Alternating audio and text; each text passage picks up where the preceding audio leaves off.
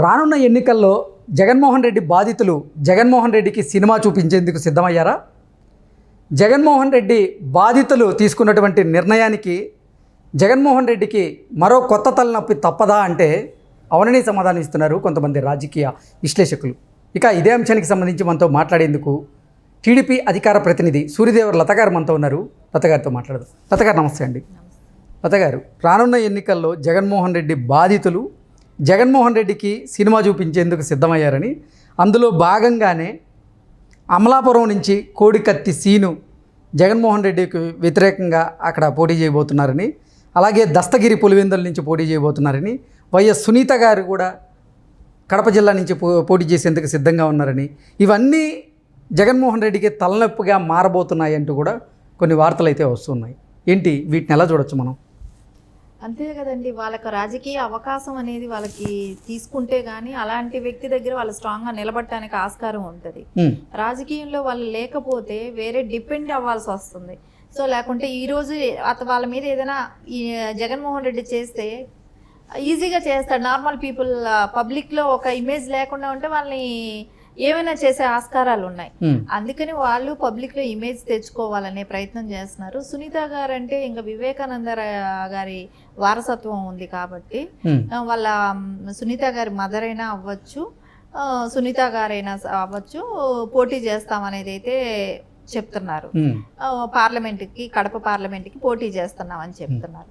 భారతి గారు కూడా నువ్వు తెలుగుదేశంలో జాయిన్ అవ్వద్దని చెప్పి ఫోన్ చేసినట్టు, మెసేజ్ పంపించినట్టు, ఇవన్నీ కూడా మీరు వెళ్తే కాంగ్రెస్ పార్టీకి అయినా వెళ్ళండి, కానీ ఎట్టి పరిస్థితుల్లోనూ తెలుగుదేశం పార్టీలో మీరు జాయిన్ అవ్వద్దు అంటూ భారతి గారు తన మిత్రులతో వైఎస్ సునీతకి రాయబారం పంపించారు అనేది మనం వార్తలు వస్తూనే ఉన్నాయి, చూస్తూ ఉన్నాం.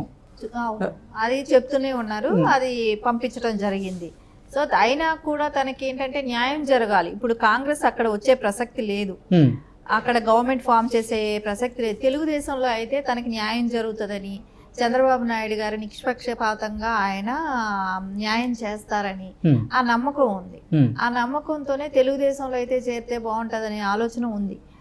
దానికి వీళ్ళు ఎందుకంటే రేపు తెలుగుదేశంలో చేరితే తను వెళ్ళి రేపు ఎక్కడ సీరియస్ యాక్షన్ అవుతుందో అని ఇప్పటి నుంచే భయపడటం. కాంగ్రెస్ అంటే ఎట్లాగో గెలవదు కాబట్టి ఆ పార్టీలో చేరినా మనకు భయం లేదని అనుకున్నారు, కానీ ఇది మారిపోతున్నారు, తెలుగుదేశంకి వెళ్తారేమో అనే భయం స్టార్ట్ అయింది వాళ్ళకి.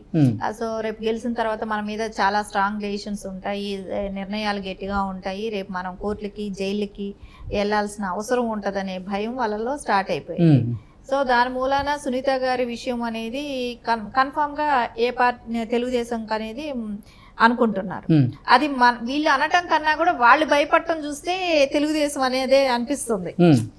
ఎందుకంటే భారతి గారు భయపడుతున్నారని అంటే తెలుగుదేశంలో జాయిన్ అవుతున్నారేమో అని ఆవిడ చెప్పటం కూడా అలాగే చెప్తున్నారు. కాబట్టి ఇంకా దస్తగిరి గారండి, దస్తగిరి ఆయనకి రాజకీయం అండలేకపోతే ఆయన్ని చంపేసేస్తారు.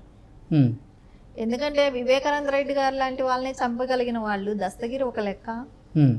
ఇప్పుడు ఓన్లీ కేసు నడుస్తుందని కొంచెం ఇదవుతున్నారు, ఎలక్షన్ బిఫోర్ అనేది రేపు ఎలక్షన్లో ఇదవుతుందని. అదే రాజకీయ అండ కానీ తనకు పబ్లిక్ లో ఒక ఇమేజ్ తెచ్చుకోకపోతే చంపుతారనే భయం దస్తగిరికి ఉంది, కోడికత్తి సీనుకు కూడా ఉంది. అంటే దస్తగిరి విషయం చెప్తున్నారు కాబట్టి, మొన్న వాళ్ళ ఫాదర్ మీద గుర్తు తెలియని దుండగులు కొంతమంది దాడి చేశారు. ఆ నేపథ్యంలో కూడా నాకు అసలు ప్రాణహాని ఉంది వైసీపీ నాయకుల నుంచి, నన్ను ఆదుకోండి అంటూ కూడా ఆయన ప్రెస్ ముందుకు వచ్చి ఎన్నోసార్లు చెప్తున్నటువంటి సందర్భాన్ని మనం చూస్తున్నాం. వీటన్నింటిని దృష్టిలో పెట్టుకొనే ఆయన రాజకీయంగా రాణించాలనే ఉద్దేశంతోనే, లేదా జగన్మోహన్ రెడ్డికి వ్యతిరేకంగా పనిచేయాలని భావించే ఆయన రానున్న ఎన్నికల్లో పులివెందుల నియోజకవర్గం నుంచి పోటీ చేయబోతున్నారు అంటూ కూడా కొన్ని వార్తలు వస్తున్నాయి. ఆయన కూడా రీసెంట్గా ఏదో ఒక పార్టీలో చేరారు. అవును, పార్టీలో చేరారు, చేరి పోటీ చేయడానికి సిద్ధమయ్యాడు. సో తను పోటీ చేస్తాను అంటున్నాడు. సో ఎంతవరకైనా నా ప్రాణం పోయినా కూడా నేను ఆగను, నేను పోటీ చేస్తాను, నేను ఏదైతే జరిగిందో అవన్నీ నిజాలు బయట పెడతాను, నేను ఆల్రెడీ స్టేట్మెంట్ ఇచ్చానని చెప్తున్నాడు. సో అవినాష్ రెడ్డికి అగేనిస్ట్ గా ఆయన స్టేట్మెంట్ ఇవ్వటం కూడా జరిగింది, అది కన్ఫర్మ్ అయింది. కాకపోతే వాళ్ళకు రాజకీయంగా వీళ్ళు ఎదగకూడదు, వీళ్ళని భయపెట్టడము, లేకుంటే భయపడి వాళ్ళని ఇంట్లో కూర్చోపెట్టేటట్లు చేయటం, వాళ్ళని ఒకవేళ చంపేస్తానంటే రాజకీయాలకు రాకుండా ఉంటారేమో అని చూడటం, ఇలాంటి పలు రకాల ప్రయత్నాలు చేస్తున్నారు. ఎందుకంటే కుటుంబం మీద, ఇప్పుడు వాళ్ళ మీద కన్నా కూడా వాళ్ళ కుటుంబం మీదకి వెళ్తే ఇంకా ఎక్కువ భయపడతారు కదా. సో అలాంటి బ్లాక్మెయిల్ చేయటం, ఇవన్నీ చేసి వాళ్ళని భయభ్రాంతులకు గురి చేయడానికి ట్రై చేస్తున్నాడు. కానీ వాళ్ళు ఇంకా ముందుగానే ఉన్నారు, వాళ్ళు ఎదుర్కోవటానికి సిద్ధంగానే ఉన్నారు. వాళ్ళకి తెలుసు రేపు పొద్దున తెలుగుదేశం వస్తుంది అనేది వాళ్ళకు కూడా నమ్మకం ఉంటుంది. ఎందుకంటే వాళ్ళకి వేరే పార్టీలో సీట్ ఎక్కడో తెచ్చుకుంటారు, కంటెస్ట్ చేస్తారు. కానీ తెలుగుదేశంలో వచ్చిన తర్వాత న్యాయం జరుగుతుందనే ఒక ధైర్యం ధీమాలో ఉన్నారు అందరూ కూడా. ఈ కోడికత్తి సీను గురించి మనం చూసాం, వాడుకున్న రోజు వాడుకున్నారు, అలా అవసరం తీరిపోయింది, సీఎం అయిపోయాడు.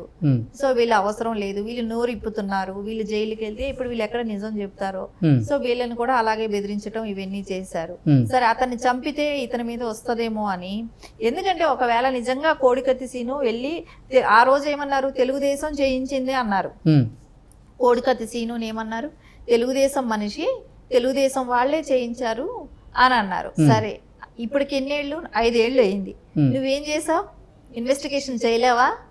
నీ మీద కోడికత్తితో పొడిచిన వాళ్ళనే నువ్వు ఇంతవరకు ఇన్వెస్టిగేషన్ చేసి నిజాలు రాపట్లేకపోయావంటే నువ్వే చేసావనేది నీకు తెలుస్తుంది కదా.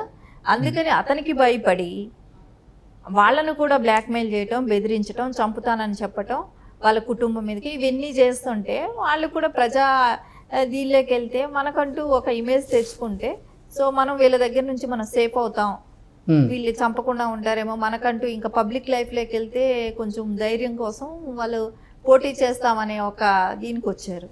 సో అట్లా అనుకుంటే మళ్ళీ షర్మిల గారు బాధితురాలే తను కూడా. సో తను కూడా అదే జరుగుతుంది, పార్టీలో వేరే పార్టీలో వెళ్ళి జాయిన్ అయ్యింది. నువ్వు చేసిన గ్రాఫిక్స్కి అంత డబ్బులు, ఒక్క మీటింగ్, సిద్ధం మీటింగ్కి 90 కోట్లు ఖర్చు పెడతావా అని అడుగుతుంది.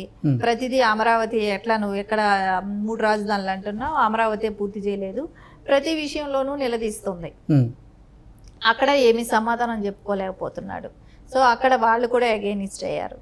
ఇంకా బావా క్రిస్టియన్ కమ్యూనిటీని పెట్టి అడ్డం పెట్టుకొని అతన్ని కూడా బ్లేమ్ చేయటం చేశాడు.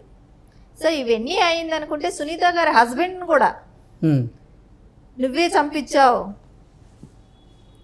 మా బాబాయిని అన్న రేంజ్లో ఆయన్ని కూడా ఇరికించాలని ప్రయత్నించారు. సో అది కాలేదు. తర్వాత ఇట్లా పలు రకాలుగా ఎవరెవరినైతే ప్రయత్నిస్తా వచ్చారో వాళ్ళందరికీ వేరే ఆప్షన్ లేదు, ఏదో ఒకటి చేయాలి. చేయలేకపోతే వాళ్ళ ప్రాణాలు వాళ్ళకు ఉండవు. ఇప్పుడు గుర్రం మీద ఎక్కి స్వారీ చేస్తున్నారు, గుర్రం దిగితే పడతారు, సో పడితే దెబ్బలు తగులుతాయి. మనం ఎట్లాగైనా గుర్రం మీదే సారీ చేయాలి, దాన్ని కళ్ళెం లేసే వరకు గుర్రం మీద పరిగెట్టడమే. అదే రేంజ్ లో వాళ్ళు ఉన్నారు.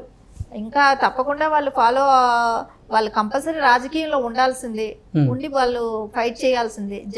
అంతం చేయాలనుకుంటే వాళ్ళు రాజకీయంలో అండ కావాల్సిందే వాళ్ళకి. ఓకే, జగన్ బాధితులుగా చెప్పుకునేటువంటి ఇప్పుడు కోడికత్తి శ్రీను కానివ్వండి, దస్తగిరి కానివ్వండి, సునీత గారు కానివ్వండి, షర్మిల గారు కానివ్వండి, లేదా రాజశేఖర్ గారు కానివ్వండి, బ్రదర్ అనిల్ కుమార్ గారు కానివ్వండి, వాళ్ళందరూ కనుక రానున్న ఎన్నికల్లో జగన్మోహన్ రెడ్డికి వ్యతిరేకంగా పనిచేసి పోటీ చేయబోతే అది జగన్మోహన్ రెడ్డికి తలనొప్పిగా మారబోతుందా అంటే ఏం చెప్తారు? డెఫినెట్గా తలనొప్పిగానే మారుతుంది కదా.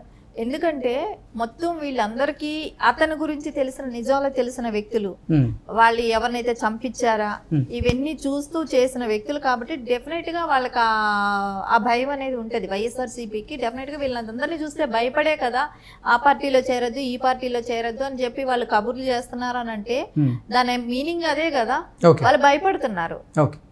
ఓకే అండి, థ్యాంక్ యూ సో మచ్.